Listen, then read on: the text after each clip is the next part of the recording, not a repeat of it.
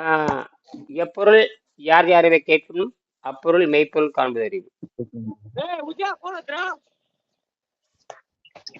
எப்பொருள் எத்தன்மை ஆயினும் அப்பொருள் மெய்ப்பொருள் காண்பது அறிவு.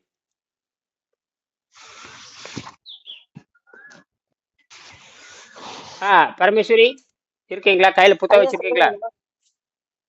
இருக்குங்க ஐயா. எப்படி இன்றைய நேற்றைய பொழுது எப்படி போச்சு? நேத்து மதியம் கொஞ்சம் டயர்டா இருந்ததுங்க ஐயா. அப்புறம் தண்ணி குடிச்சேன். அப்புறம் பரவாயில்ல. அப்புறம் நைட்டு 10 மணிக்கு பாத்தீங்கன்னா ரொம்ப டயர்டா இருக்க மாதிரி இருந்தது. சரி 2 பேரிச்சம்பழம் சாப்பிட்டு படுக்கலாமான்னு பார்த்தேங்க ஐயா. திரும்ப ஒரு டம்ளர் தண்ணி குடிச்சிட்டு அப்படியே படுத்து தூங்கிட்டேன்.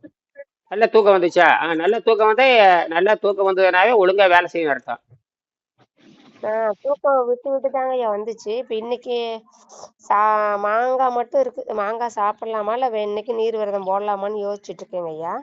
முடிவெடுங்க, நல்லா முடிவெடுங்க. அதாவது வயிற்றுக்கு ஓய்வு கொடுப்பதன் மூலமாக உள்ளே இருக்கிற எந்த உயிர் உறுப்பும் சாகாது, எந்த உயிர் உறுப்பும் பாதிக்காதுங்கிறது அறிவியல் உண்மை. அது வயிற்றுக்கு ஓய்வு கொடுக்கும் பொழுது எந்த உயிரும் சாகாது, எந்த உறுப்பும் பாதிக்காது அப்படிங்கிறது அறிவியல் உண்மை. வயிற்றுக்கு ஓய்வு கொடுக்குறீங்க, அதாவது சுத்தம் செய்கின்ற பொழுது வயிற்றுக்கு ஓய்வு கொடுத்து நீரை வைத்து தான் ஓய்வு கொடுக்கணும். என்னது? நீரை வைத்து ஓய்வு கொடுக்கிறப்ப உள்ளே இருக்கிற எந்த உயிர் உறுப்பும் சாகாது அப்படிங்கிறது அறிவியல் உண்மை. அதுக்கு நேரடி சான்று என்ன தெரியுமா? இந்த 10 நாளைக்கு முன்னாடி சோனம் வாங்ஸு வந்து 30 நாள் இந்த வயிற்றுக்கு ஓய்வு கொடுத்தாரு.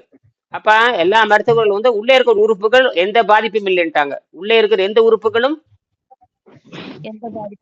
அப்படி எப்படி இப்ப இயங்குது? அப்ப இயற்கையில உடம்பு இயங்குதே இல்லையா? அதனாலதான் இயற்கை வந்து உள்ளே இருக்கிற பசி, தாகம் இதெல்லாம் சும்மா போலியா சும்மா பொழுதுபோக்கா வச்சிருக்குது. இதுல வந்து ஏமாந்து சாக வேண்டும் என்பதற்காக போலியான பசியையும் போலியான ருசியை கொடுத்து உங்களை சாகடிக்கிறதுக்காக தீய இயற்கை பண்ணிக்கிறது. நீங்க மந்த இயற்கையில் இருக்கிறதுனால உங்களை சாகடிக்குது. அப்ப நீங்க மந்த இயற்கையா அல்ல சூரியன் மாதிரி இருக்கிற விழிப்புணர்வு இயற்கையா? சூரியன் மாதிரி இருக்கிற விழிப்புணர்வு இயற்கைதான் தேவை. அந்த சூரியன் மாதிரி இருக்கிற விழிப்புணர்வு இயற்கையில் நீங்கள் உங்களுக்கு மரணம் என்பது இல்லை என்பது உறுதியாகிறது. அது ஏன்னா அதுக்கு உதாரணம் சோனம் வாங்ஸு. சோனம் வாங்ஸு சுத்தி 1000 டாக்டர் இருந்தாங்க. அவர் அந்த 30 நாள் இருக்கும்போது இந்தியாவே ஒரு ஆட்டி விட்டு போயிட்டாரு. இந்தியாவே மொத்த இந்தியாவும் ஒரு ஆட்டி விட்டாரு இல்லையா? அரசாங்கம் பேர் இறங்கி ஓடி வந்துருச்சு. மிலிட்டரியில இருந்து ராணுவம் வந்து ஓடி வருது இல்ல, ஓடி வந்து தூக்கிட்டு போயிட்டு சரி ஒன்ற கொள்கையெல்லாம் ஏத்துக்கிறேன்னு சொல்லி கையெழுத்து போட்டு போயிட்டானுங்க. அப்புறம் மூடிட்டு போயிட்டானுங்க. அப்புறம் பசங்களுடைய போராட்டம் எல்லாம் சேர்ந்து கடைசியில ஒரு அமைச்சரையே காலி பண்ணி விட்டானுங்க. இதுதான் விஞ்ஞானம், இதுதான் அறிவு. அப்படின்னா உங்க ஒரு 140 கோடி மக்களும் அதை கவனிச்சாங்க. ஒருத்தர் கூட விடாம கவனிச்சாங்க. 140 கோடி பேர்ல மேக்சிமம் ஒரு 90 விழுக்காடாவது அந்த சோனம் வாங்ஸ் யாரு அப்படின்னு உலகம் முறை தெரிஞ்சு போச்சு. அதுக்கு இந்த மீடியா சான்று. அப்போ நம்ம என்ன சொல்றோம்னா அவரு உலகத்தையே மாற்றிருக்காரு. ஒரு அரசாங்கத்தை மந்திரி கூட இறங்கி ஓடி வந்துட்டானுங்கல்ல. அப்ப அப்ப அகத்தூய்மை செய்யும் பொழுது ஏன் கடவுள் வர மாட்டார்? கடவுள்ங்கிறது வேற யாரும் இல்ல. கடவுள்ங்கிறது வேற யாரும் கிடையாது. கடவுளுங்கிறது வேற யாரும் கிடையாது. கடவுளுங்கிறது நாம தான். என்னது? நீ மந்த புத்தியிலிருந்து விழிப்புணர்வுக்கு போகணும். மந்த புத்தியிலிருந்து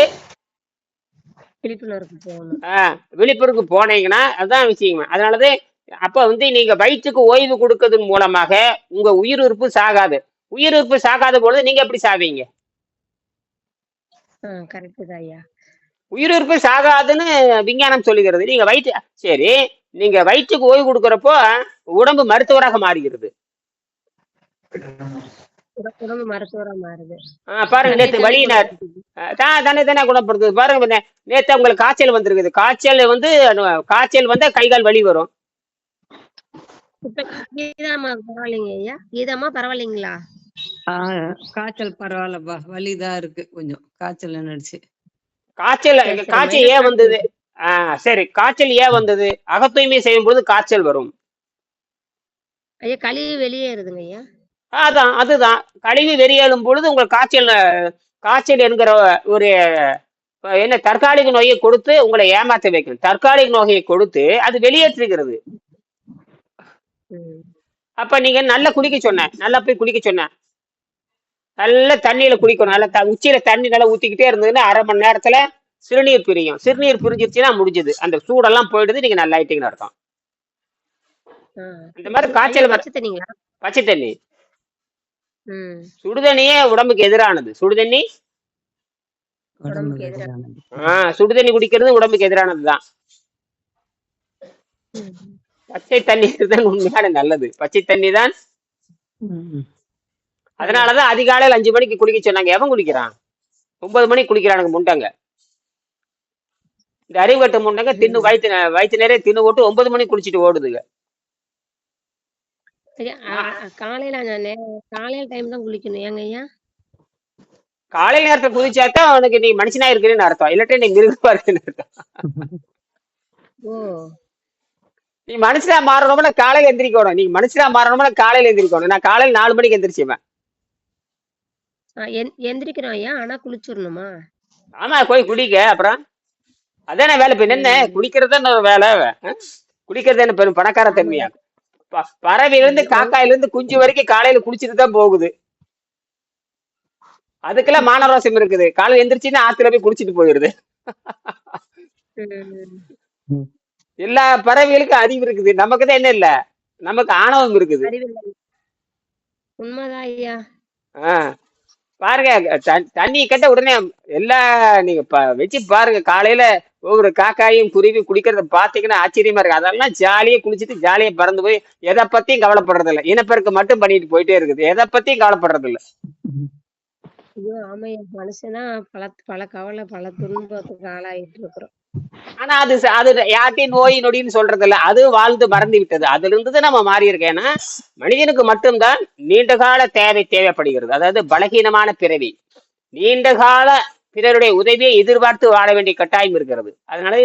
அதனாலதான் அறிவு என்பது தேடல் என்பது வந்து முடிவல்ல. இது தேடிக்கிட்டே இருக்கணும், கேட்டுக்கிட்டே இருக்கணும். அப்பதான் அந்த பலகீனங்கள்லாம் போகும். ம். இப்ப இதுதான் உடல் தூய்மை அடைஞ்சிட்டு வருதுன்னு அர்த்தம். உடல் தூய்மை அடைகிறது. சரிங்கய்யா.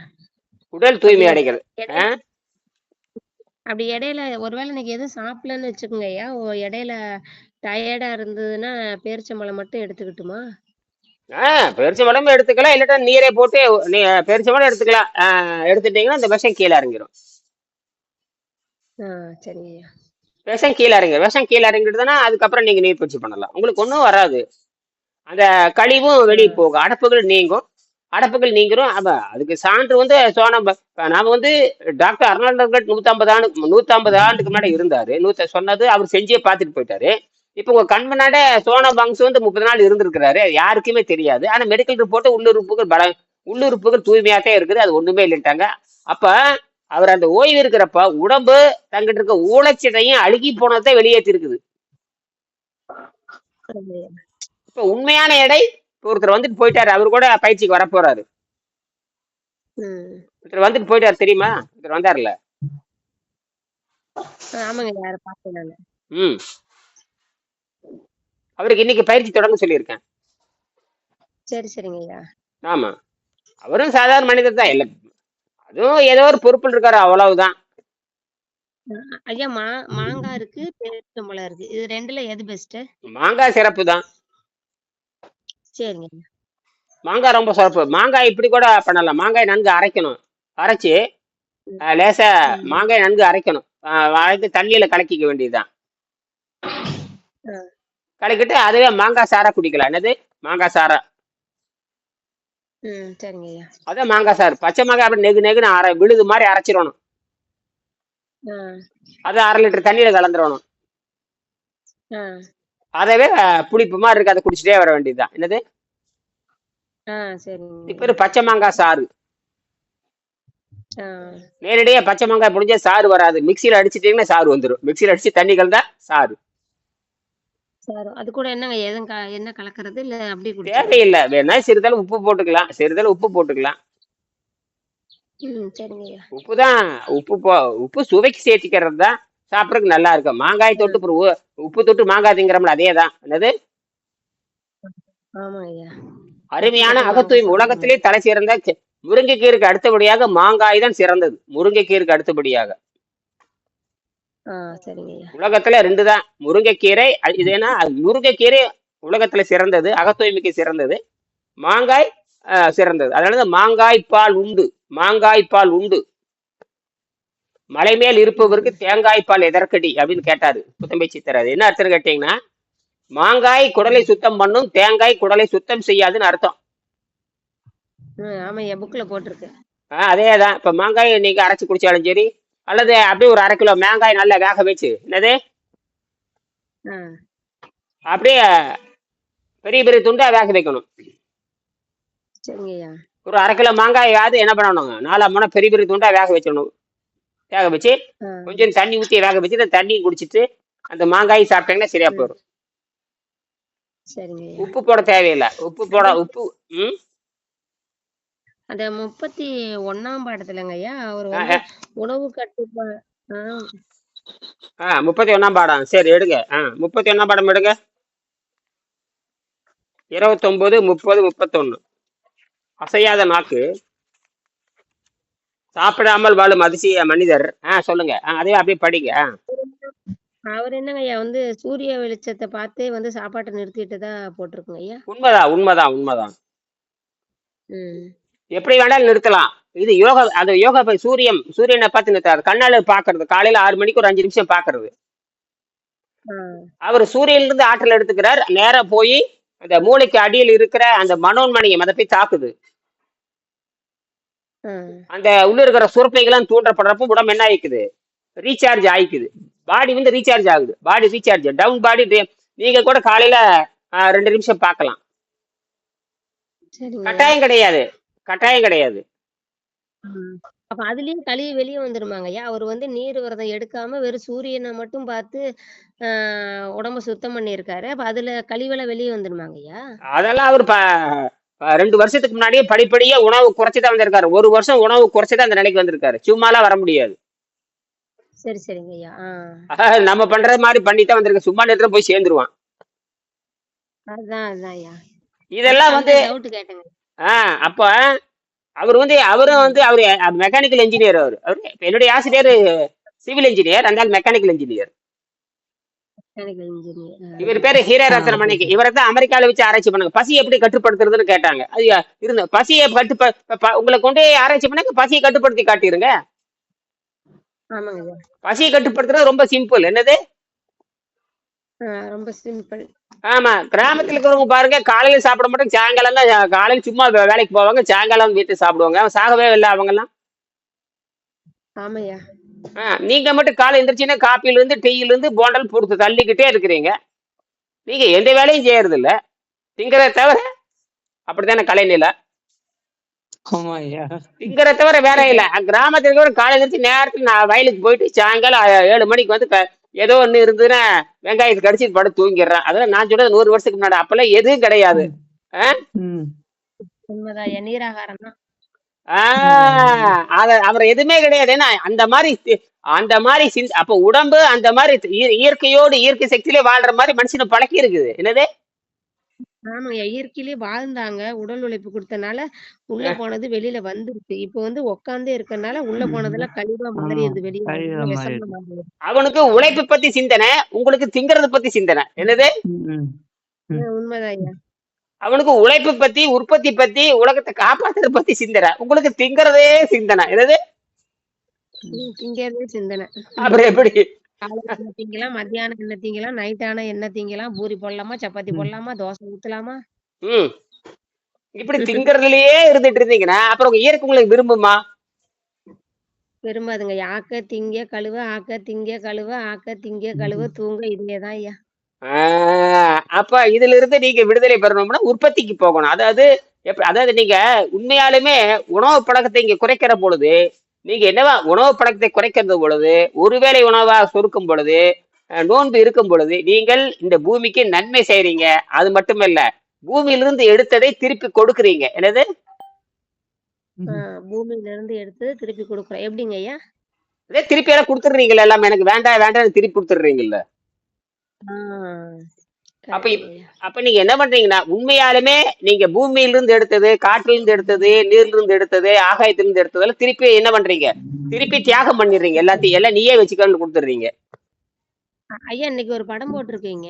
அதாவது வந்து இப்ப தவம் இருந்து அவங்க வந்து ஒரு அந்த ஆற்றலை பெறும்போது நம்ம வந்து உண்ணாவிரதம் இருந்தாவே அந்த ஆற்றல் கிடைக்குமாங்க ஐயா? ஆமா வருது. ஆ, உணவருந்துங்கிற ஆற்றல் மட்டும் இல்ல கிடுகிடு நடுங்குவாங்க. நம்மளை சுத்தி இருக்க அத்தனை பேர் நடுங்குவாங்க. ஆனா நமக்கு அந்த விஷயம் புரியும், மற்றவங்களுக்கு புரியாது. ஓ, நீங்க உங்களை பார்த்த எல்லாம் பயப்படுவாங்கல்ல, உங்க வீடே பயப்படும். என்னது? ஆ, உங்களை கண்டு எல்லாம் ஓடிடுவாங்க. உங்களை கண்டு எல்லாமே. ஓடிடுவாங்க. அது நல்லது. ஏன்னா எப்ப நீங்க வந்து உண்ணாநோன்பு இருக்கிறீங்களோ அப்ப உங்களுக்கு உண்ணாநோன்பு இல்லாதவங்க உங்களை கண்டு பயந்து ஒரே ஓட்டம். அப்ப அந்த பிசாசெல்லாம் ஓடிடும். இந்த பிசாசெல்லாம் ஓடிடும். நோன்பு இருக்கிறவங்க மட்டும்தான் உங்களுக்கு உதவி பெறுவாங்க. நோன்பு இல்லாதவங்க பூரா ஓடிடுவான். அவனா பிசாசு நடத்த, தீய சக்தி நடத்த, மந்த புத்தி, ஆ, இயற்கை சக்தியில் வாழாதவன். இயற்கை சக்தியில அப்ப நீங்க தூய்மை செய்கின்ற பொழுது நல்ல எண்ணங்கள் வரும், நல்ல சிந்தனை வரும். நீங்க நீங்க அப்படியே இல்லை. நீங்க திருப்பி நீங்கள் சாப்பிட்டதை, உங்கள் பழக்க வழக்கத்தை நீர்ப்பயிற்சி மூலமாக சுத்தம் செய்கின்ற பொழுது நீங்க திருப்பி கொடையாளியாக மாறீங்க. நீங்க தான் எப்ப என்ன பண்ணாங்க, கொடையாளியாக திருப்பி கொடுக்கின்ற கொடையா வாங்கினதை திருப்பி கொடுக்குறீங்க. ம், வாங்கினதை திருப்பி நீங்க 60 வருஷமா சாப்பிட்டுருக்கிறீங்க. ஆனால் நீங்க 6 மாசத்துல திருப்பி கொடுத்துடலாம். எத்தனை? 6 மாசத்துலங்க ஐயா. 60 வருஷமா நீங்க 50 வருஷமா 40 வருஷமா வயதுக்கு தகுந்த மாதிரி வாங்கியிருக்கீங்க. 50 வருஷமா வாங்கினதை 6 மாசத்துல திருப்பி கொடுத்துடுறீங்க. ம், அதுதான் தவத்தினுடைய வெற்றி. அதான் தவத்தின் வெற்றி. இந்த தவம்னா பிறவி நோயான பசிதாகத்தை நிறுத்துவதா. பசிதாகம் போலி, பசிதாகத்தை ஒண்ணுமே இல்லைன்னு நோபல் பரிசை வாங்கினாரு இவான் பாவ்லே. அவரு அந்த நாய்களுடைய பசிதாகத்தை கட்டுப்படுத்தி காமிச்சினார். ஆ, நாய்களுடைய அது வந்து அதுக்கு பேரு செயற்கையாக கட்டுப்படுத்தி காட்டினார். செயற்கையாக கட்டுப்படுத்தி காட்டினார். அதுக்கே நோபல் பரிசு கொடுத்துட்டானுங்க. ஆனால் அவர் மனிதனுக்கு பொருத்தி பார்க்கல. நாம வந்து அப்படி இல்லை. நம்ம பசிதாகத்தை கட்டுப்படுத்துறது இயற்கை தன்மை. உலகத்திலே பசிதாகத்தை கட்டுப்படுத்தி காட்டியவர்கள் தமிழர்கள்.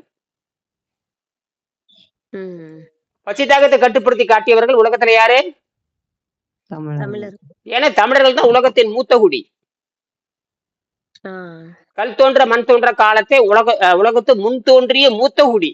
கல் தோன்றி மண் தோன்ற காலத்தை கல்லுன்னா மலைகள், கல்லுன்னா மலை, திருச்செங்கல், திண்டுக்கல் அப்படின்னு சொல்றோம் இல்லையா?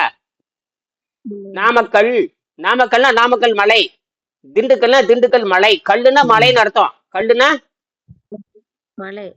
திண்டுக்கல்ல பெரிய மலை இருக்குது, நாமக்கல்ல பெரிய மலை இருக்குது, திருச்செங்கல் அப்படின்னு பெரிய மலை. அந்த திருச்செங்கல் தான் திருச்செங்கோடுன்னு மாறுச்சு. திருச்செங்கோடு தெரியுமா? திருச்செங்கோடு தெரியுங்க ஐயா. அது மேலதான் கோடுனா மலை, கோடுனாலும் மலை, கல்லுனாலும் திருச்செங்கோடு. நாமகிரி என்னது? நாமகிரி நாமக்கல் மலை. நாமக்கல்னு ஒண்ணு இருக்குது, நாமகிரின்னு ஒண்ணு இருக்குது. நான் நாமகிரிக்கும் போயிருக்கேன். பெரிய அங்க வைணவ கோயில் இருக்கு. நாமகிரிக்கு போயிருக்கேன், அங்க பெரிய வைணவ கோயில் இருக்குது. புரியுதா? அங்க திண்டுக்கல்லும் போயிருக்கிறேன், நாமக்கல்லும் போயிருக்கிறேன், நாமகிரியும் போயிருக்கிறேன், திருச்செங்கல்லுக்கும் போயிருக்கிறேன். திருச்செங்கல் வந்து மிகப்பெரிய மலை.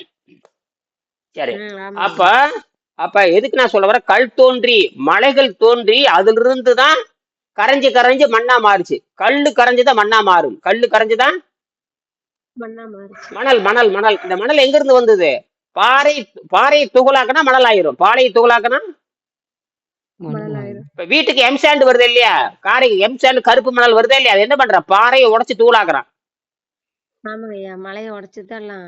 ஆமா, அதுதான் அந்த காலத்துல இருந்து 450 கோடி ஆண்டாக மழையினாலும் வெப்பத்தினாலும் விரிஞ்சு சுருங்கி பொடிஞ்சு விரிஞ்சு சுருங்கி பொடிஞ்சு அப்படியே மழை பெஞ்சு அரிச்சு உங்க வீட்டுக்கு முன்னாடி மணலா மாறிடுது.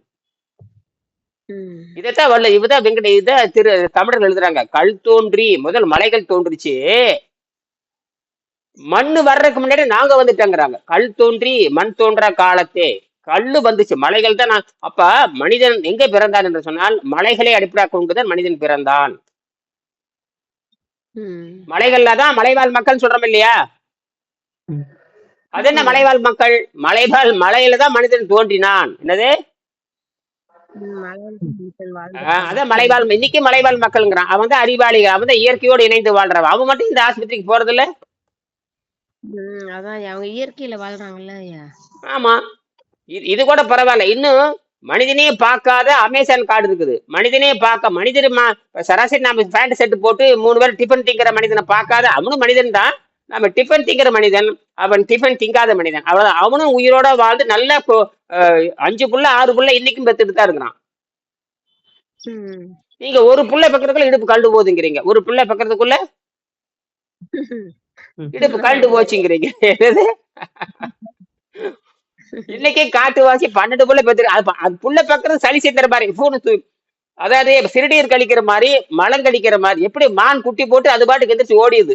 மான் குட்டி போடுது, சித்த நேரம் நிக்குது, நக்கி நக்கி கொடுக்குது, குழந்தையும் கூட்டிட்டு குடுக்குடுன்னு ஓடிடுது. அதுக்கு வந்து அது வந்து எப்படின்னா ஒரு புழுக்க போடுற மாதிரி குழந்தையும் போட்டு போயிருது. எது நீங்க தான் ஐயோ ஐயோன்னு கத்துட்டு என்ன பண்றீங்க? வேறு இல்லாத டயலாக் விடுறது இல்லாது. ஏன்னா நீங்க தான் குழந்தைய பெத்துக்கிற மாதிரி, உலகமே யாரும் குழந்தைய பெத்துக்காத மாதிரி நான் மட்டும் தான் குழந்தைய பெத்துக்க போறேன்னு சொல்லிட்டு கதை விட்டுட்டு எல்லா ஊரா ஏமாத்திட்டு டோபக்குன்னு ஐயோ அம்மனு கத்திட்டு சார். அங்க அந்த மானு வந்து மானு மயில சாதாரணமா போடுது. இதெல்லாம் சாதாரணமா நடக்கிற நிகழ்வை நீங்க அதிசயமே நினைக்கிறீங்க. என்னது இப்ப அதுதான் நான் உடம்புல இப்ப வந்து இந்த உடம்பு வந்து அதிசயம் அல்ல. இப்ப வந்து காய்ச்சல் அங்க போச்சு, அதுதான் உடம்பை சுத்தம். அது 19ஆம் அடிக்கடி 19ஆம் படத்தை படிச்சுக்கிட்டே இருக்கணும். பாருங்க, நீ புதுசு புதுசா ஆள் சேர்ந்துட்டே இருப்பாங்க பாருங்க, புதுசு புதுசா சேர்ந்துட்டே இருக்காங்க. அவங்க அந்த கீதா டாக்டர் அவங்க முடிச்சிட்டாங்களா கிளாஸ்? காணா அவங்கள? ஆமா, நேத்து தான் பேசினேன் அவங்க. பத்மா பதுமை. அது வேலைக்காக தீவிரமா அவங்க வந்து மெடிக்கல் சயின்ஸ்ல இருக்கிறனால போட்டி பயங்கரமா இருக்காம.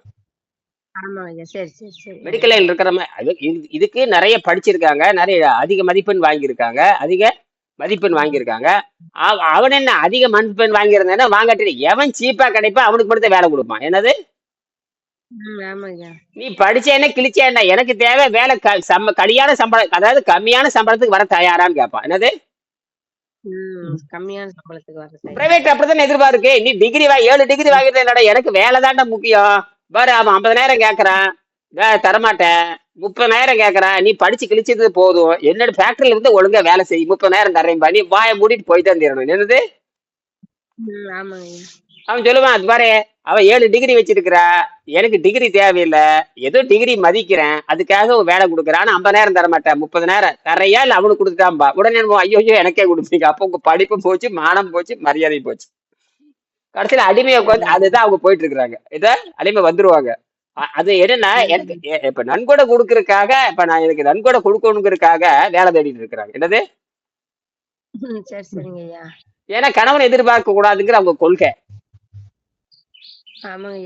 அதனால என்ன பண்றாங்க, எனக்கு வந்து பணம் கொடுக்கற ஒரு ஆண்டு மாணவரா சேரணும் இல்லையா, 1 லட்ச ரூபாய் இல்லையா, அதை கட்டுறதுக்கு அவங்க முடிவு பண்ணி அவங்களுக்கு ஒரு விஷயம் இல்லை. நான் வந்து வெளிநாட்டுக்காரங்க வேலை செய்யணும், அதான் வெளிநாட்டுக்காரனுக்கு அதை தான் பாத்துக்கிட்டு இருக்கிறேன். வெளிநாட்டுக்காரனுக்கு இங்க இருந்து போட்டோம்னா அவன் மாசம் $1,000 $1,000 கொடுத்துருவோம். $1,000 1 லட்ச ரூபா ஆச்சு. அதெல்லாம் ஒரு விஷயமே இல்லை.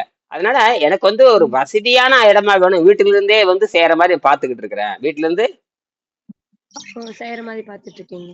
அப்ப நான் வந்து நல்ல திறமை, நல்ல பிரில்லியன்ட், அதெல்லாம் எல்லாத்துக்கும் தெரியும். இவங்க படிச்ச கல்லூரியே வேலைக்கு கூப்பிடுறாங்க. எங்க SRM யூனிவர்சிட்டியில வேலைக்கு கூப்பிடுறாங்க. அங்க போனா புளிஞ்சு எடுத்துருவாங்க. நான் போக போனதே எனக்கு 50,000 3/4 லட்சம் எனக்கு சம்பளம் கொடுப்பாங்க. ஆனால் போனோம்னு வச்சுக்க என்ன புளிஞ்சு எடுத்துருவானுங்க. 12 மணி நேரம் மாங்குன்னு பாடுபடவங்க. அல்லது எத்தனை மணி நேரம்? 12 மணி நேரம் உயிரே போயிருங்கிறாங்க. அது அவங்களுக்கு தெரியுது. ஆனா மேலை நாட்டுல எப்படி, அமெரிக்கா ஐரோப்பா மேலை நாடுகள் வந்து 7.5 மணி நேரம் தான் டியூட்டியே. ஒரு நாளைக்கு 7.5 மணி நேரத்துக்கு மேல யாரும் வேலை செய்யக்கூடாது. போறது வர்றதுக்கு 1/2 மணி நேரம் 3/4 மணி நேரம் ஆகலாமே தவிர மொத்த வேலை நேரமே 7.5 மணி நேரம் தான். மொத்தம் 8 மணி நேரம் தான். அந்த 8 மணி நேரத்துல 1/2 மணி நேரம் பிரேக் வேற இருக்குது. 1/2 மணி நேரம் அதை கழிச்சிட்டோம்னா 7.5 மணி நேரம் தான். அது 8 மணி நேரம். 1/2 மணி நேரம் இந்த டிஃபன் என்னன்னா வச்சிருக்கானுங்களா, அதுக்குதான். மொத்தமா 8 மணி நேரம், அந்த 1/2 மணி நேரம் கழிச்சிட்டா கூட 7.5 மணி நேரம் தான் உண்மையான. அதுக்கு மேல யாரு வேலை செய்யும் பனிஷ்மெண்ட் உண்டு. அந்த ஃபேக்டரி இழுத்து மூடிடுவாங்க, அல்லது அவனுக்கு காம்பன்சேஷன் கொடுக்கணும். அதனாலதான் அங்க வந்து 40 மணி நேரம், அதாவது வாரத்துக்கு 40 மணி நேரம் தான் எல்லாரும் வேலை செய்யணும். வாரத்துக்கு 40 மணி நேரம். 8 40 5 நாள் தான். 2 நாள் கட்டாய ம். விடுப்பு. அங்கெல்லாம் வந்து 2 நாள் கட்டாயம். அங்க 2 நாள் கட்டாய விடுப்பு. அதான் அதான்யா. டியூட்டி மாறிக்குவானே தவிர 5 நாளைக்கு மேல யாரும் வேலை செய்யக்கூடாது. 5 நாளைக்கு மேல அப்படிதான்யா இருக்கணும். ஆ இன்னும் கொண்டு வர போறா. இனி எப்படின்னா அது 4 நாளா மாத்த போறானுங்க. 5 நாள் இன்னும் இன்னும் மிஷின் வந்துருச்சு இல்லையா? அப்ப மிஷின் வந்ததுனால வேலை குறைக்கிறதுக்காகவும் வேலை வாய்ப்பு நிரந்தரமா ம். வைக்க எல்லாத்துக்கும் வேலை கொடுக்கறதுக்காகவும் நாளை குறைச்சிடுறான். அதாவது நாளை குறைச்சி அடுத்தவனை போடுறான். பரவாயில்லைங்கய்யா. நாளை குறைக்க போறான். அப்ப வந்து எப்படின்னா ஒரு நாள் டு ஒரு நாள் வேலை. ம். ஒரு நாள் வேலை, ஒரு நாள் விடுப்பு. ஒரு நாள் வேலை, ஒரு நாள் அல்லது 4 நாள் வேலை, 3 நாள் விடுப்பு. ம். அதே சம்பளம் தான். சம்பளம் வந்து கூட்டப்படாது, குறைக்கப்படாது. அதே சம்பளம் தான். அதான் அதான். மொத்தத்துக்கு அவன் 40 மணி நேரம் கம்ப்ளீட் பண்ண சொல்றான். மொத்தத்துக்கு 40 மணி நேரம் கம்ப்ளீட் பண்ண நீங்க சொல்றாங்க. என்ன பண்றீங்க? மாங்குன்னு உழைச்சாலும் இங்க மரியாதை கிடையாது. இந்தியாவுல என்ன உழைச்சாலும் இங்க மரியாதையே கிடையாது. விஞ்ஞானிகளுக்கே மரியாதை இல்லாத பொழுது உங்களுக்கு என்ன மரியாதை? உண்மைதான்யா. வெளிநாட்டுல விஞ்ஞானிகளுக்கு தான் மதிப்பு. இப்ப நான் நான் சொல்றேன் பாருங்க. நான் கண்டுபிடிச்சது சரி. இப்ப நான் கண்டுபிடிச்சிருக்கேன் பாருங்க. இதுதான் வந்து பாத்தீங்கன்னா இதுதான் நான் கண்டுபிடிச்சது. இதெல்லாம் வந்துச்சுன்னா இந்த கண்டுபிடிக்கு மரியாதை வந்து சாதாரண மரியாதை இல்ல. ம். 6 நாள் சாக வேண்டியத 6 மாசத்தை நீட்டிச்சிருக்கேன். இதுதான் என்னுடைய கண்டுபிடிப்பு. ஆமாங்கய்யா. சாதாரணமா ரெண்டு பேட்டரி வாங்கி ஒரு எல்இடி எரி வச்சிருந்தீங்கன்னா 3 நாள்ல செத்து போயிடும். ஆனால் நீங்க பெத்த நாளாச்சு 10 நாள் மேல ஆயிப்போச்சு. ஏன் எரிஞ்சுட்டே இருக்குதுன்னா அது 6 மாசம் எரிஞ்சுக்கிட்டே இருக்கு. 6 மாசம் தெரிஞ்சுட்டே இருக்கும். காரணம் வந்து இந்த நேரத்தை நீட்டி இருக்கிற, வேகத்தை அதிகப்படுத்தி இருக்கிற, காலத்தை நீட்டி வேகத்தை அதிகப்படுத்தி இருக்கிற. அதாவது 6 நாளுங்கிறது வந்து 6 மாசமா நீட்டி இருக்கிற. மின்சாரம் தொடர்ந்து வர்ற மாதிரி வேகத்தை மின்சாரம் தொடர்ந்து காலத்தை நீட்டிக்கணும். மின்சாரம் தொடர்ந்து வந்துகிட்டு இருக்கணும். மின்சாரம் தொடர்ந்து வந்துகிட்டு இருக்கும். இதைதான் நான் கண்டுபிடிச்சேன். ஆ. இப்ப தொடர்ந்து எரிஞ்சிட்டே இருக்கும். இப்ப என் பொண்ணு இங்கிலாந்துல இருந்து வந்திருக்காங்க. இங்கிலாந்துல இருந்து வந்துட்டாங்க. ம். ஆமா. விடுப்பு 1 மாசம் விடுப்பு. சரி சரிங்கய்யா. இப்ப அவங்ககிட்ட பேசிக்கிட்டு இருக்கிறேன். அவங்க ஏற்கனவே செஞ்சுட்டாங்க இல்லையா? இப்ப நான் ரெண்டையும் எப்படி இது செய்யறோம் அப்படின்னு நாளைக்கு போய் நாளைக்கு இங்கிலாந்து அவங்க படிக்கிற ஹெட்ஃபோர்ட்ஷயர் கல்லூரியில என்ன பேசணும் அப்படின்னு பேசிக்கிட்டு இருக்கேன். சரி சரிங்கய்யா. அவங்க யூனிவர்சிட்டியில படிக்கிறாங்க. யூனிவர்சிட்டிங்கிறது சாதாரணம் இல்ல. அது இங்கிலாந்து யூனிவர்சிட்டிங்கிறது நினைக்கிற மாதிரி இல்லை. நம்ம யூனிவர்சிட்டிங்கிறது வேலைக்காகாத யூனிவர்சிட்டி. நம்ம யூனிவர்சிட்டிலாம் வேலைக்கு ஆகாது. இங்கிலாந்துல யூனிவர்சிட்டிங்கிறது சாதாரணம் இல்ல. இல்ல இங்கிலாந்துல யூனிவர்சிட்டி சாதாரணம் இல்லைங்கய்யா. உலகத்துக்கு முன்னுதாரணம் இருக்கிற யூனிவர்சிட்டிகள் எல்லாமே ஆக்ஸ்போர்ட் யூனிவர்சிட்டி, கேம்பிரிட்ஜ் யூனிவர்சிட்டி. இவங்க படிக்கிறது அண்டவியலை படிக்கிறதுக்கான சிறப்பு அண்டவியல், அது காஸ்மாலஜி, விண்வெளியில அண்டவெளியை பத்தி படிக்கிற கல்லூரி. சரி சரிங்க. அங்க சேர்றதே 10 பேர் தான் சேருவாங்க. 10 பேர் தான் சேருவாங்க. அப்புறம் அறிவை தேடுறவன் இங்கிலாந்துலயே கூட அறிவை தேடுறவன் குறைவாத்தான் இருக்கிறான். இங்கிலாந்துலயே அவ்வளோ பெரிய இன்ஸ்டிடியூஷன் இருக்குது. மொத்தமா 20 பேர் தான் படிக்கிறாங்க அண்டங்களை பத்தி படிப்பது. அண்டம்னா என்ன, அது எப்படி நட்சத்திரம் உண்டாகுது, எப்படி நட்சத்திரம் சாகுது, எப்படி ஏன் நீளமா தெரியுது, ஏன் பச்சையா தெரியுது, ஏன் ப்ளூவா தெரியுது, இதுல என்ன காரணம், இதை வச்சு கொண்டு புதுசா நட்சத்திரம் உண்டாகுதா அல்லது புதுசா அண்டங்கள் இருக்குதா, பூமி மாதிரி ஏதாவது கோள்கள் உற்பத்தி ஆகுதா அப்படிங்கிற ஆராய்ச்சி பண்ணி அங்க எப்படி குடியேறது, அங்க எங்க போறது, அங்க எப்படி மெட்டல்ஸ் எப்படி எடுத்து அதை எடுத்து பயன்படுத்தி மனிதனுக்கு சக்தியை கொடுக்க முடியுமா அப்படிங்கலாம் அவங்க ஆராய்ச்சி பண்றாங்க. இப்ப அதோட இது சேருது. அதோட இந்த வெங்கடேசன் கண்டுபிடிச்சது சேருது. இப்ப நான் எப்படியும் 2 வருஷத்துக்குள்ள இங்கிலாந்துல நான் சொல்லியிருக்கேன், எப்படியும் இங்கிலாந்துல பசிதாகத்தை கட்டுப்படுத்தி காட்ட போறேன். பசிதாகத்தை மேஜிக். ஆமா, இப்ப அப்படித்தான் இருக்கேன். அதான் நான் என்ன சொல்றேன்னா, பசிதாகத்தை கட்டுப்படுத்துறது உலகத்திலே கேவலமானது. நீங்க கொஞ்சோன்னு பேர்ச்சி மனத்தினாலும் பசி கண்ட்ரோல் ஆயிரும். இத்தினூன்னு அவளு போட்டாலும் பசி கண்ட்ரோல் ஆயிரும். இத்தினூன்னு நெல்லிக்காய் சாப்பிட்டாலும் கண்ட்ரோல் ஆயிரும். இத்தினூன்னு கீரதுனால கண்ட்ரோல் ஆயிரும். பசி கண்ட்ரோல் ஆயிட்டா வாய் முடிட்டு கம்முன்னு இருக்கணும். வாய் முடிட்டு இல்லைன்னா இல்ல அப்படின்னா உங்க செல்லெல்லாம் செதஞ்சு போய் நீங்க செத்து போயிருவீங்க. என்னது? ஆமாயா, பசிதாக கட்டுப்படுத்தினாலும் தொண்டை வரைக்கும் வர வரைக்கும் போடுறது. நல்லா சொன்னீங்க. பசிதாயம் கட்டுப்படுத்தலாம் கூட. ஒரு இட்லி சாப்பிட்டே பசி நின்று போயிரு. அதுக்கப்புறம் 12 இட்லி அடுக்குன்னு அடுக்கிறது. என்னது? மூச்சு விட முடியாத அளவுக்கு அடுக்கிறது. அவங்க யார் அடுக்க சொன்னாங்க? உடைய அந்த உடம்பே வேண்டான்னு சொல்லுது இல்லையா? வாயில வந்து ஒரு பொருள் வைக்கிறேன், ஒரு காரத்தை வைக்கிறேன், சுருன்னு மூளை வரைக்கும் ஏறுது. ஐயோ அப்படின்னு மூளை கதறுது. நாக்கு ருசிக்கு அடிமையாயாச்சு. அதுதான் சொல்றேன், கரெக்டா தான் சொல்றீங்க. அப்ப இந்த உடம்பு வேண்டான்னு சொல்லுது, அப்பதான் புடி புடின்னு பிடிக்கிறீங்க. ஆமாங்கய்யா. அப்ப தண்டனை வருமா? மனம் வந்து நல்லா தின்றா, நல்லா தின்றா, ஊறுகாய் போட்டு தின்றா, ஊறுகாய் போட்டு தின்றா, நல்ல காரத்தை தின்றா, நல்ல உப்பு தின்றா, நல்லா தின்றா தின்னு போட்டு அது விட்டு போட்டு தின்னு போட்டு நம்புற வரைக்கும் அது திடீர்னு அந்த மனசு ஒரே ஓட்ட ஓடியே போயிடும். அது ஓடி போயிடும். கடைசியில இந்த அவதிப்படுறது யாரு? உடம்பு.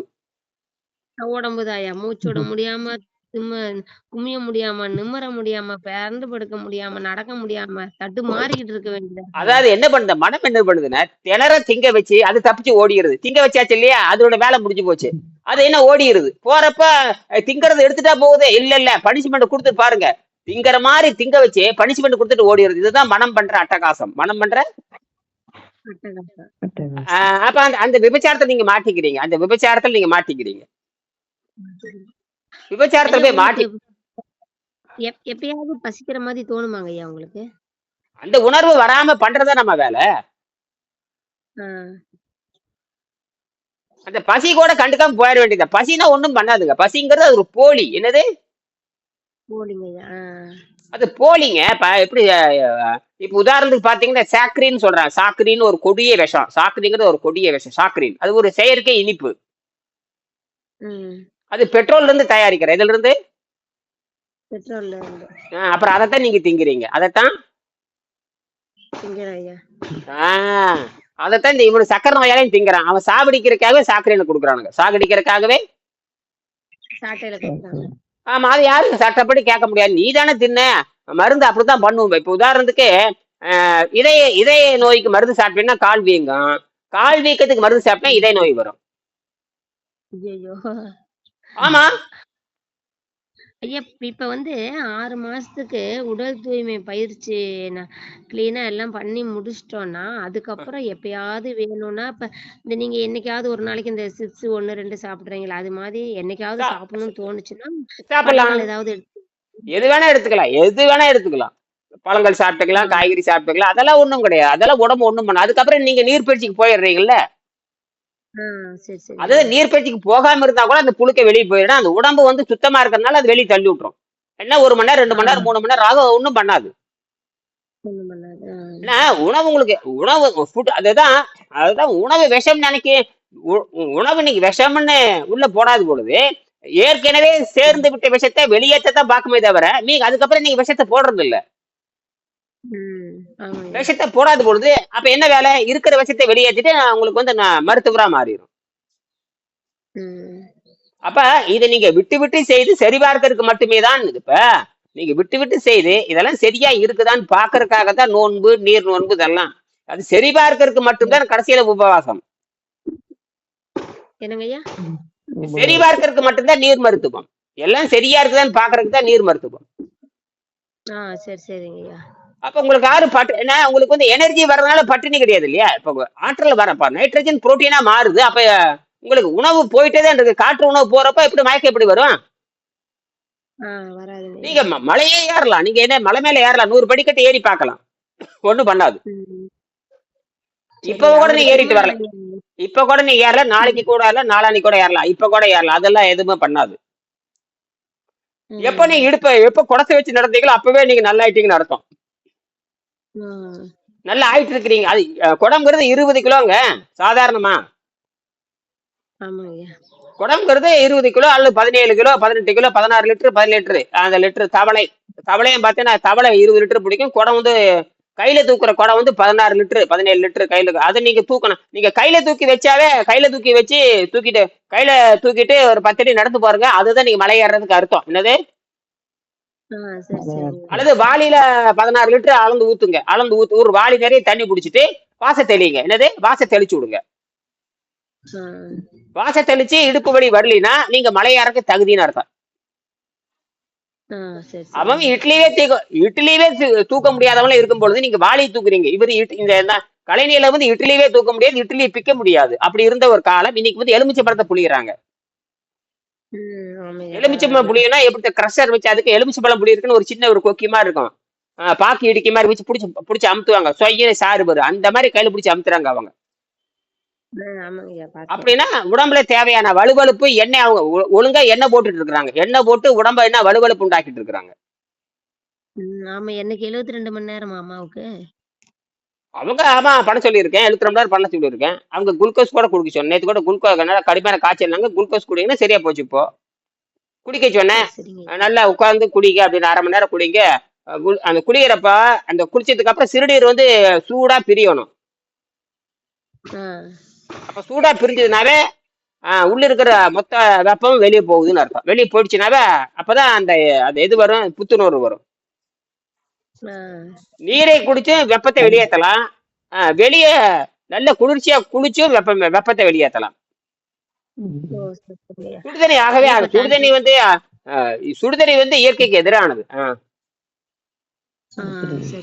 ஐயா தலையில இருந்து தண்ணி ஊத்தலாமா இல்ல பாதத்துல இருந்து தண்ணி ஊத்தின்னு போகணுமா ஐயா? தலையில இருந்து தான் ஊத்தணும். தலையில இருந்து தான் ஊத்தணும். தலையில இருந்து. சரிங்க. தலைக்குளியெல்லாம் பேரு நீங்க அருவியில குளிக்கிற மாதிரி தான். அருவியில குளிக்கிறப்ப தலை தான் முதல்ல. தலையில இருந்து தான் கீழே இறங்கணும். சரிங்க. ஏறிய விஷம் தலைக்கேறின விஷம் தலைக்கேறின விஷம் கீழே தான் இறங்க. தலையில ஏறின விஷம் அப்படியே சூட்டெல்லாம் உள்வாங்கி சிறுநீர்ல பிரிஞ்சு போயிடும். மேல இருந்து கீழே இறங்கணும். விஷம் வந்து கீழ இருந்து மேல ஏறும்.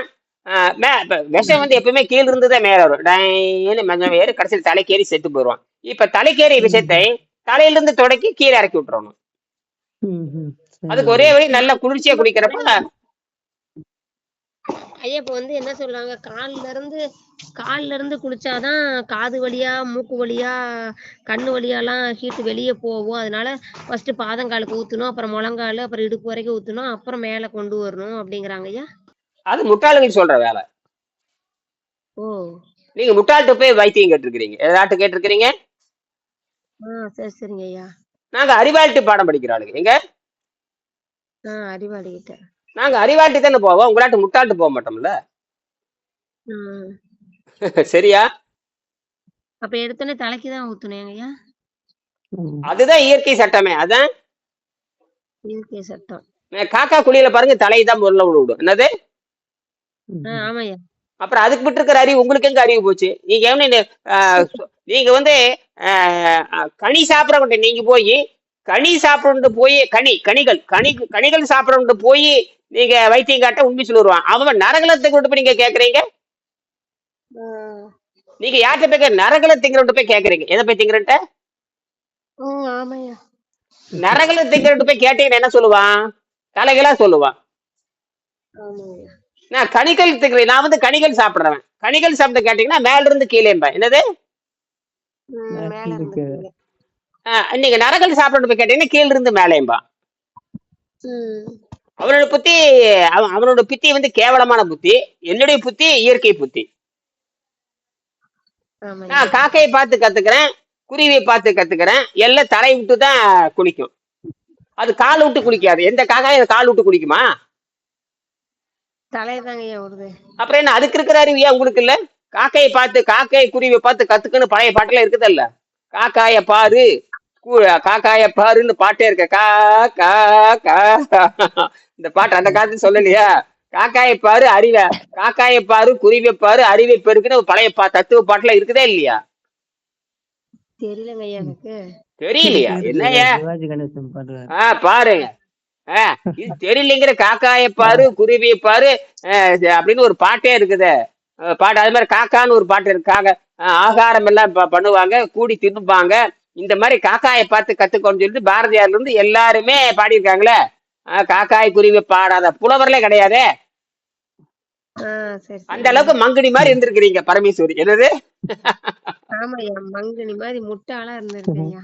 சொல்றேன் பாரு. வடிவேலையே 21 புலிகேசில நீங்க அடிக்கடி மங்குனி அமைச்சிட்டு நீங்கள் அடிக்கடி நிரூபித்துக் கொண்டே இருக்கிறீர்கள் அப்படின்பா. புலிகேசி 21 புலிகேசி படத்தை பாருங்க. நீங்க மங்குனி அமைச்சர் என்று அடிக்கடி நிரூபித்துக் கொண்டே இருக்கிறீர்கள். அதெல்லாம் பாருங்க. ஆமா என்னது படம் பாப்பீங்கன்னா? ஆமா படம் பாப்பேன்னு. படம் பார்த்து சொல்றேன்னா இல்லையா? அது எப்படி எனக்கு தெரியுதல்ல? எத்தனையோ படம் பார்த்திருக்கிறேன். அதே மாதிரி ஒரே மருந்தும்பா, இந்த மருந்து சாப்பிடும்பா. அவன் சொல்லுவான் நான் வந்து இதுல இருந்து மெடிக்கல் ரெப்ரசன்டேட்டிவ் ஆயிட்டோம்மா. ஒரு படத்துல நான் இன்றிருந்து மெடிக்கல் ரெப்ரசன்டேட்டிவ், எல்லாத்துக்கும் வைத்தியம்பா. எல்லாத்துக்கும் ஒரு வழி கடை நின்றுட்டு ஒருத்தர் நின்று இருப்பான், அவன் கையில ஒரு பேக் வச்சிருப்பான் ரெப்ரசன்டேட்டிவ், அதுல மாத்திரை மருந்தெல்லாம் இருக்கும், புரியுதா? அவன் சொல்லுவான் நான் எல்லாத்துக்கும் வைத்தியம் பார்ப்பேன் அப்படின்பா. அது ஒரு மெடிக்கல் ரெப்ரசன்டேட்டிவ் என்ன சொல்றான், அவன் டாக்டர் கிடையாது, இருந்தாலும் நான் மெடிக்கல் ரெப்ரசன்டேட்டிவ் மாறிட்டேன், எல்லாத்துக்கும் வைத்தியம்பான். உடனே வந்து ஒருத்தர் பக்கத்துல நிப்பா, சார் என்ன சொன்னீங்க அப்படின்பா. இந்த மாதிரி வைத்தியம் பார்க்க போறேன், எல்லாத்துக்கும் ஒரே மருந்துமா. அப்படியா, என்னப்பா ஆச்சு, கிட்ட வாம்பா. சார் கிட்டலாம் வர முடியாது சார்பா. ஏன் நான் காலில் ஆணிம்பா. காலில் ஆணியா அப்படின்பா. சரி, காலில் ஆணியாம்பா. சார் திருப்பி சொல்லுங்க, என்ன சார் சொல்றீங்க, கொஞ்சம் கிட்ட வந்து சொல்லுங்க. ஏப்பா இந்த காது செவிடாயிடுச்சு அப்படின்பா. காலில் ஆணி காதுல செவிடா, இது எப்போ வந்தது, காமால வரப்ப சார் காது அவுட் ஆச்சுப்பா. காமால சரி வாங்க அப்படி டீ சாப்பிடலாம். ஐயா சார் டீ எல்லாம் குடிக்கிறேன், ஏப்பா சக்கரை நோய் வந்ததுல இருந்து சாப்பிடறதில்ல. அப்ப காளானி, அப்புறம் ஏப்பா உட்கார முடியுமா சார், உட்கார முடியாது சார், எனக்கு மூடம்பா. மூடமா ஒரு மனிதன் ஆதி பேர் என்னப்பா, ஆதி மூடம்பா. அதேதான், ஒரு மனிதனுக்குள்ள இத்தனை நோயாமா. ஆமா சார், இத்தனையும் தீர்ப்பதற்கு ஒரு மருந்து வேணும் சார். இத்தனையும் தீர்க்கிறதுக்கு ஒரு மருந்தா இருக்குது, மருந்தும்பா. எடுத்துக்கோ, எலி மருந்து வாயில ஊத்திக்கோ, வாயில ஊத்திக்க, நேர கடமைப்பேட்டைக்கு போயிட்டே இருப்பா. கடமைப்பேட்டைக்கு ஒரு ரூபாய் நெத்தில வச்சு நேரம் கடமைப்பேட்டைக்கு போயிட்டு அப்படின்பா. அதேதான் இங்க அப்படியேம்மா அந்த விவேக், அதே மாதிரிதான். இப்ப எல்லா நோய்க்கும் நான் என்ன மருந்து சொல்றேன்னா, எல்லாத்துக்கும் நீர் மருந்து. என்னது, நீர் மருந்து. ஆமா, எல்லா நோயும் நல்லா இருது, எல்லா நோயும் ஒரே மருந்து, ஒரே மருந்து. திருவள்ளுவர் பறைந்து நீர் மருந்து. அதான் என்ன பண்ண, நான் விவரமாத்தான் நீர் மருத்துவம் பேரு வச்சேன். அதாவது இப்ப உணவில்லாமல் வாழும் கலைன்னு வெங்கடேசன் வச்சாரு, நான் என்ன பண்ணேன், நீர் மருத்துவம் 942. 942ங்கிறது வள்ளுவர் கண்டுபிடிச்சது. என்னது, அதனாலதான் அவர் பேரே வச்சுக்கிட்டேன். நீர் மருத்துவத்தை சொன்னதும் திருவள்ளுவர் தான். 942 பேர் கொடுத்து, அந்த 942 தான் அருந்தியது அற்றது போற்றினுன்னு சொன்னது அவரு தான். இந்த அருந்தியதும் அற்றது போற்றி உணின் என்பது இந்த விஞ்ஞானிகள் என்ன பண்ணாங்க, ஆராய்ச்சி செய்யாம, என்னது ஆராய்ச்சி செய்யாம ஆராய்ச்சி செய்யாம மேம்போக்காக பதில சொல்லி உலகத்திலே கெடுத்து விட்டானுங்க. புலவர்கள் வந்து ஆராய்ச்சியாளர்னு அர்த்தம். புலவர்கள்லாம் ஆராய்ச்சியாளர்னு அர்த்தம். புலவர்னா யாரு, இப்ப நீ டாக்டர்னு சொல்றீங்களே, டாக்டர்னு சொல்றீங்க, தத்துவ ஞானின்னு சொல்றீங்க. அந்த காலத்தை புலவர்னாவ இயற்கையை ஆராய்ச்சி பண்ணி சொல்றோம்னு அர்த்தம். இவன் என்ன பண்ணிட்ட, இந்த வாத்தியாரு பரிமேலழகர்ங்கிற வாத்தியார் 1000 ஆண்டுக்கு முன்னாண்ட தப்பா இவனுடைய பழக்க வச்சு சாராயம் குடிக்கிறவன் போய் திருக்குறளுக்கு, சாராயம் குடிக்கிறவன் போய் திருக்குறளுக்கு உரை எழுதுச்சுன்னா எப்படி எழுதுவா? சாராயம் குடிக்கிறவன் போய் திருக்குறள், அவனுக்கு தமிழ் படிச்சவன் தான் இருக்கட்டும், தமிழ் அவனுக்கு நல்லா தெரியும், ஆனா சாராய பழக்கம் இருக்குது. சாராய பழக்கமும் தமிழ் படிக்க தெரியும் போய் திருக்குறள் மொழிபெயர்த்த சொன்னா எப்படி சரியான முறையில மொழிபெயர்ப்பானா, அல்லது எப்படி மொழிபெயர்ப்பா சொல்லுங்க பாக்கலாம். தப்பா மொழிபெயர்ப்பாங்க. ஏன்னா அவனுக்கு தமிழும் தெரியும், சாராயம் குடிக்கவும் தெரியும். சாராயம் குடிக்கொண்டு போய் தண்ணி குடிச்சான ஒத்துக்கோனா அவன்? அப்ப இதுதான் பரிமேலழகர் பண்ணிருக்காரு. பரிமேலழகர் அவர் போதைக்கு அடிமையானவர். பரிமேலழகர் ஒரு ஞானி, அவர் தத்துவ ஞானின்னு சொல்ற, தத்துவ ஞானி கிடையாது, உரையாசிரியர். அந்த உரையாசிரியர் என்ன பண்ணிருக்கிற, அவன் பழக்கத்தை வைத்துக் கொண்டு தப்பா எழுதி இருக்கிறான். என்னது தப்பா? அந்த தப்பை கண்டுபிடிக்கிறதுக்கு 2000 வருஷம் ஆயிருக்குது. எத்தனை வருஷம் ஆயிருக்குது? திருத்தறதுக்கு 2000 வருஷம் ஆயிடுச்சு. வெங்கடேசன் வந்ததான் கண்டுபிடிக்கிறாரு. வெங்கடேசன் வந்ததான் கண்டுபிடிக்கிறாரு. திருவள்ளுவர் சரியா எழுதினதை 2000 தப்பாவே கண்டுபிடிச்சிருக்கிறோம். அவர் எழுதிய வைத்தியம், அவர் எழுதியுமே சொன்னாரு, தபம்னா பசித்தாகத்தை கட்டுப்படுத்து, பசித்தாகத்தை கட்டுக்கு நீரே மருந்தா இருந்து, நீரே மருந்தாக அருந்தினால் உணவு நேரத்தை தள்ளி போடலாம். அதாவது போதை பொருளை தள்ளி போடலாம், அல்லது விஷத்தை தள்ளி போடலாம். விஷத்தை தள்ளி போட்டே வந்தோம்னா மருந்து தேவையில்லை, விஷத்தை தள்ளி போட்டே வந்தோம்னா மருந்து தேவை. இதுதான் இன்றைய தலைப்பு. மணிக்கு பேசுவோம், சரியா? சரிங்க ஐயா. நான் என்ன சாப்பிடுறேன் ஐயா? நீர் மருத்துவம் தான் இன்னைக்கு ஐயா.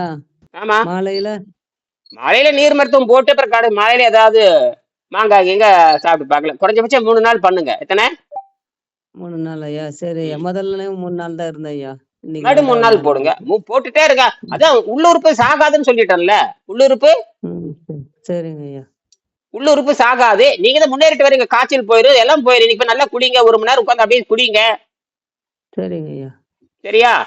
இடையில மாதிரி நான் ஒரு மாங்காய் 11 மணிக்கு நான் கூப்பிடுறேன். சரியா? சரிங்க ஐயா. மாங்காய் மட்டும் தின்னணும் ஐயா மாலையில. ஆமா, அது அது அந்த குறைஞ்சபட்சம் 48 மணி நேரம் ஆயிருக்கணும் குறைஞ்சபட்சம். சரிங்க யான பிறகு சாப்பிடணும் கட்டாயம் கிடையாது. உங்களை தள்ளி போட முடியுதா தள்ளி போட்டுக்குங்க. ஏன்னா சாப்பிட்டாதான் மாட்டுறீங்களா, அப்புறம் எதுக்கு போய் சாப்பிட போறீங்க? நீ சாப்பிடுறதுக்கு தள்ளி போறதுக்கு ட்ரை பண்ணுங்க.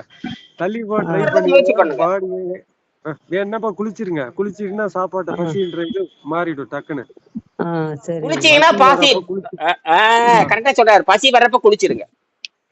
ஆமா, குளிச்சிட்டீங்கன்னா தாண்டிடுச்சுன்னா உங்களை பாடி நியூட்ரான உள்ள இழுக்க ஆரம்பிச்சிடும். இழுக்க ஆரம்பிச்சு பசி அதுவே ஆஃப் பண்ணிடும். கரெக்ட் கரெக்ட், சரியா சரியா, அருமை அருமை, நல்ல கரெக்ட், சரியான நேரத்தை வந்து சொல்லிட்டார். சரி, சந்திப்போம். மறுபடியும் இடையில கூப்பிடுறாங்க எல்லாத்தையும். நன்றி, வணக்கம். சரிங்க, நன்றி.